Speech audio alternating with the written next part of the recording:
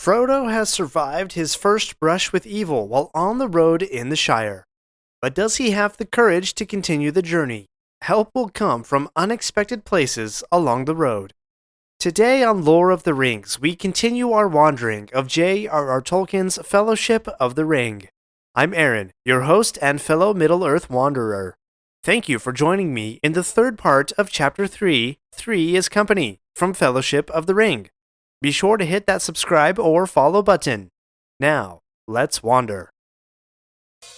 Looks like you need a vacation. Enter the 5-hour energy Where Will the Tide Take You sweepstakes. You could win a $10,000 dream beach vacation. Imagine jet setting off to a tropical paradise, having fun in the sun, or diving at a gorgeous reef. It's up to you. No purchase necessary. Go to 5HETide.com for official rules and to enter. That's 5HETide.com. Enter today. Ends June 30th, 2024.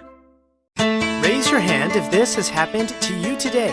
You're in the middle of work, you're knocking things off the to-do list, getting stuff done, and your kid asks you to play. Do you drop everything? Do you ask them to wait a minute? What do you do? If you're like me, you don't always say yes right away. The kid moves on, you get busy, and you forget to circle back around and play. An opportunity to make a memory has been lost, and the dad guilt settles in. Not so anymore. I've developed a simple game that will enable you to take those small moments and have fun. It's called Dad's Adventure Dice Digital Edition. My 5-year-old daughter asks me nearly every day, "Can we do Dad Adventure Dice?" What follows are some quick rolls of the dice that lead to a fun activity with an intriguing twist. Within 5 or 10 minutes, we've had a lot of fun, shared a lot of laughter, and made a memory together. Download your own Dad's Adventure Dice today. Visit store.adventures.dad to download yours. That's store.adventure.dad to download Dad's Adventure Dice. Let's check the map. Last time, we explored the events of Frodo's first couple of days on the road from Bag End to the eastern regions of the Shire. With him are Sam and Pippin. They've encountered one black rider on the road so far, and now they travel a stone's throw from the road. In my Houghton Mifflin 2002 edition, we'll be covering pages 75 through 80 today. We pick up with our 3 hobbits while they travel along the road. After a time and some breaks, they begin to softly sing a walking song. We're going to pick this song apart, but before we do, I want to acknowledge the poetry in Lord of the Rings is not for everyone. Many people skip it, and that's okay. For them, but not for us, we who wander the world and works of J.R.R. Tolkien, because we know something about the nature of Middle-earth. It was created by song. Middle-earth was brought into existence by literal music. That means that everything in Middle-earth, good peoples and evil creatures, even rocks and mountains, at their deepest levels are musical. If you need a refresher on how music created Middle-earth, please go all the way back to episode 1, The Beginning of Middle-earth. Also, please don't judge me for my early podcasting days, but that episode is remastered, so you should be alright. Because music is the fundamental nature of all things that exist in Middle-earth, it's only natural for Tolkien to include lyrics and poetry as part of the narrative. I've also found that the poems often highlight the foundational lore that is not always clear in the narrative portions. So it's the gems that we'll find and explore today. So, the walking song. At a high level, this song is about the unknown that awaits a traveler. In the first stanza, the traveler is leaving the warmth and comfort of home to explore the vastness of some unfamiliar place. Yet the traveler is also content to not explore every nook. Some things he will let pass by. To get a bit biographical, I think this shows Tolkien's own philosophy with writing the epic myth of Lord of the Rings. He would write about the people and places and languages that interested him, exploring their untold stories and discovering their delicate details. Yet other portions of the legend he left virtually untouched, allowing for other hands and minds to fill in the gaps, to paraphrase Tolkien from the Waldman letter. In fact, Tolkien wished for some aspects to remain unexplored. The unknown, mysterious quality excited his imagination. Also, for my Legend of Zelda, Breath of the Wild, and Tears of the Kingdom fans, there are some lines in this song that will resonate with you. Quote, "A new road or a secret gate, and though we pass them by today, tomorrow we may come this way and take the hidden paths." When I, at least, am exploring the map of Hyrule, I found that there are so many places to explore that I would have to leave a note or marker of secret gates and hidden roads that I would need to come back to and explore at a different time. Here's a bit of lore as well from the second stanza. Quote, "Take the hidden paths that run towards the moon or to the sun." The moon and sun originated from the land of the Valar far in the west, the land called Valinor. There, after the death of the two trees, the Valar created the moon and sun from the last surviving remnants of the trees. After the Second Age and the assault of mortal men against the Valar, the way to Valinor was changed so that mortal men could not find his way to Valinor again. Hence, hidden paths lead to the lands where the moon and sun were created. Movie fans will recognize these next few lines from the third stanza. Quote, "Home is behind, the world ahead, and there are many paths to tread, through shadows to the edge of night, until the stars are all alight. Cloud and shade away shall fade." Yes, those are the lyrics, with slight variations, that movie Pippin sings for the tomato-smashing Denethor while Faramir and the Knights of Gondor attempt to reclaim the city of Osgiliath. Fun fact, while scriptwriter Philippa Boyens had the idea and wrote the lyrics, it was Billy Boyd who composed the tune and made the lyrics come to life. But that third stanza is also the inverse of the first. We begin with home behind and world ahead, but that flips in the final verse. Quote, "Then world behind and home ahead, we'll wander back to home and bed." I was struck this time reading the lyrics of this walking song by lines from another very famous poem. As a professor of English language for over 3 decades, I find it highly likely that Tolkien may have been familiar with the works of a famous American poet, Robert Frost, and in particular this poem published in 1923 called "Stopping by the Woods on a Snowy Evening." This poem also evokes the irony of wanderlust and contentment of exploration, as the speaker of the poem is simply sitting on a still horse, watching snowfall in the middle of the woods. It's the final lines of the poem where I see the strongest connection. Quote, "And miles to go before I sleep, and miles to go before I sleep." Here we have 2 poems about wandering into the unfamiliar, both lamenting the distance from home, but both also content in seeing new things, whether they be a secret gate or the woods filling up with snow. Well, songs and good times come to an end, and evil lurks just behind Frodo, and he'll have his second major temptation to put on the ring. But before we get to that, if you are loving this episode, I would really appreciate you sharing a link to this episode with someone you know. Perhaps there's someone who you once explored a new place with, or perhaps enjoyed the snow falling among trees. Tap that share episode button, punch in their name, and invite them to wander Middle-earth with you. Pippin belts out the final words of the song only to be hushed by Frodo, who fears the imminent sound of hooves on the road. They scuttle to the darkness under the trees, only to find a black rider has caught up with them again. As a reader, you can almost feel the darkness of this moment. Yes, there's stars, but no moon. The rider is black on a black horse. Shadows envelop everything. Even the actions of the rider are terrifying. He doesn't walk, but crawls, sniffing his way towards Frodo. Frodo is again struck by a desire to, quote, "slip on the ring." I'm intrigued by that choice of verb, to slip on. That's the same phrase Tolkien used in the previous experience of the Black Rider.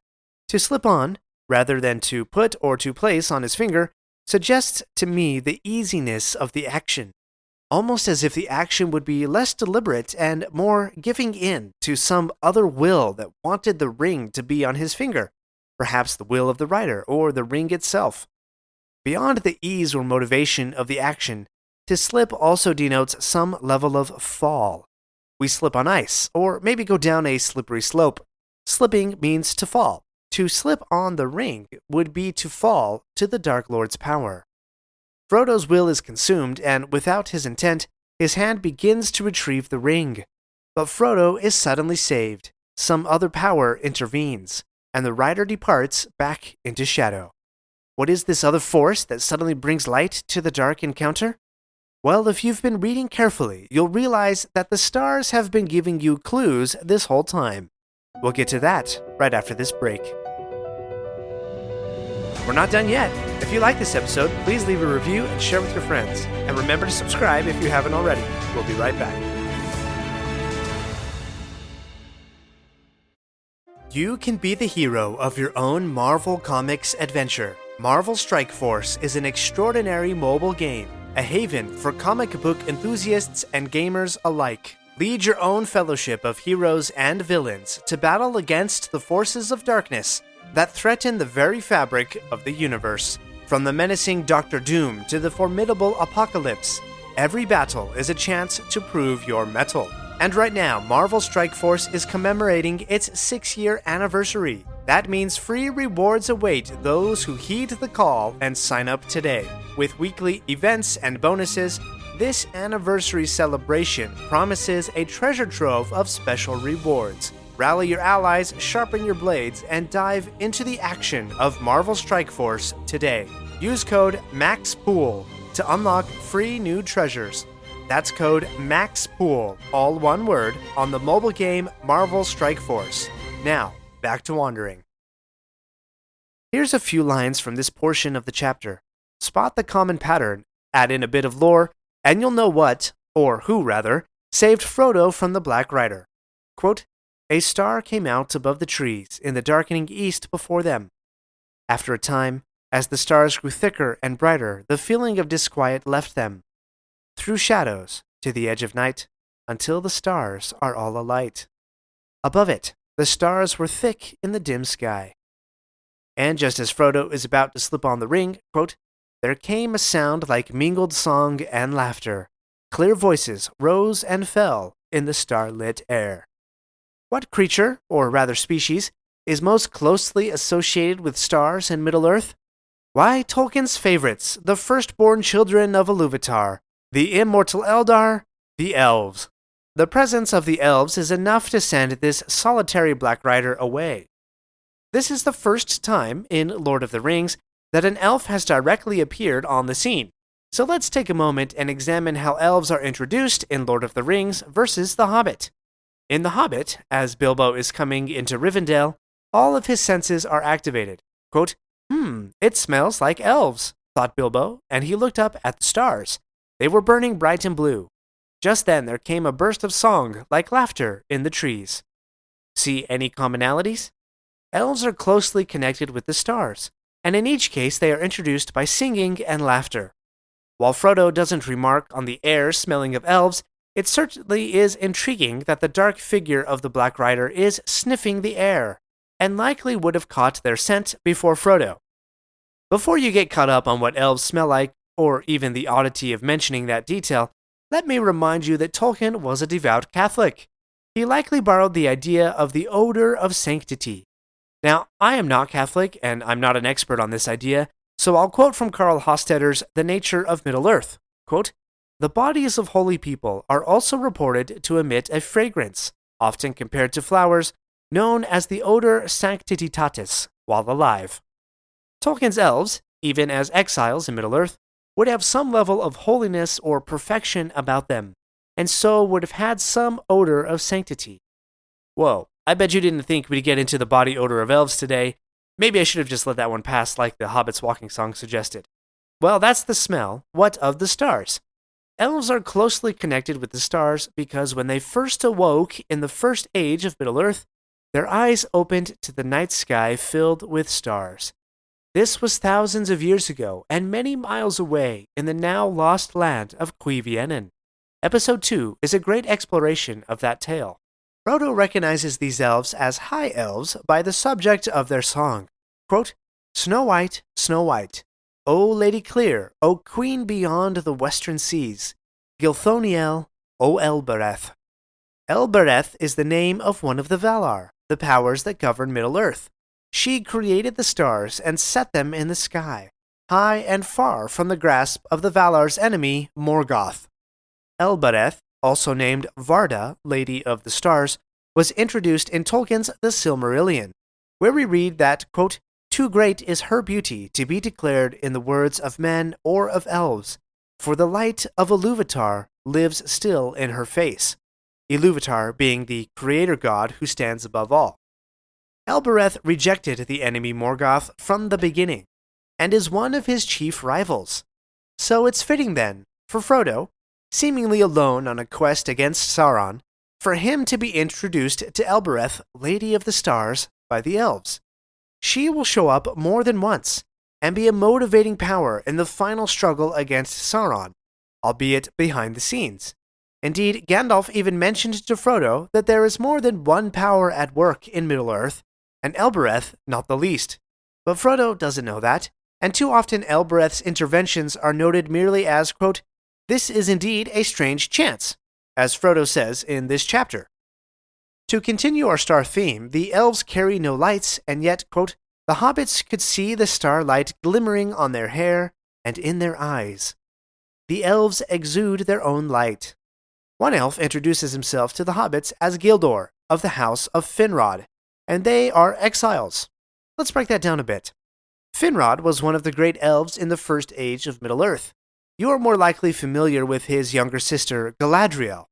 And yes, Finrod is the elf who is portrayed in Amazon's Rings of Power series, the one who had the secret tattoo of Sauron's Mordor etched into his chest.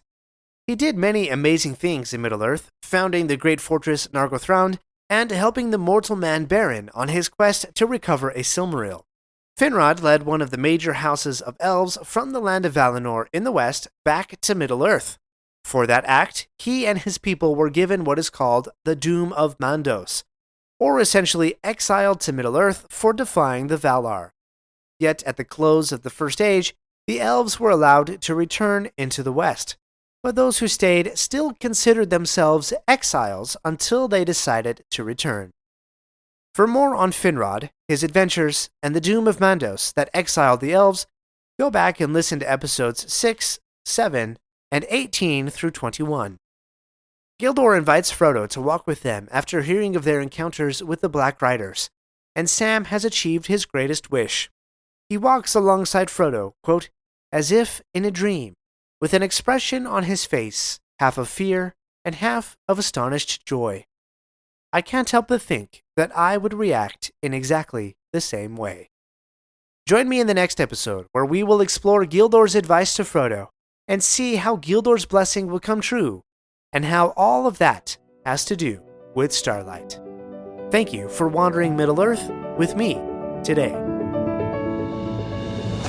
My friends, if you enjoyed this episode, let me know by subscribing, leaving a review, and sharing with your friends. Follow me on Facebook or Instagram at Lore of the Rings Podcast. For feedback on the show, please email me using the link in the show notes. Until next Thursday, remember, not all those who wander are lost. Raise your hand if this has happened to you today. You're in the middle of work, you're knocking things off the to-do list, getting stuff done, and your kid asks you to play. Do you drop everything? Do you ask them to wait a minute? What do you do? If you're like me, you don't always say yes right away. The kid moves on, you get busy, and you forget to circle back around and play. An opportunity to make a memory has been lost, and the dad guilt settles in. Not so anymore. I've developed a simple game that will enable you to take those small moments and have fun. It's called Dad's Adventure Dice Digital Edition. My 5-year-old daughter asks me nearly every day, "Can we do Dad Adventure Dice?" What follows are some quick rolls of the dice that lead to a fun activity with an intriguing twist. Within 5 or 10 minutes, we've had a lot of fun, shared a lot of laughter, and made a memory together. Download your own Dad's Adventure Dice today. Visit store.adventures.dad to download yours. That's store.adventure.dad to download Dad's Adventure Dice.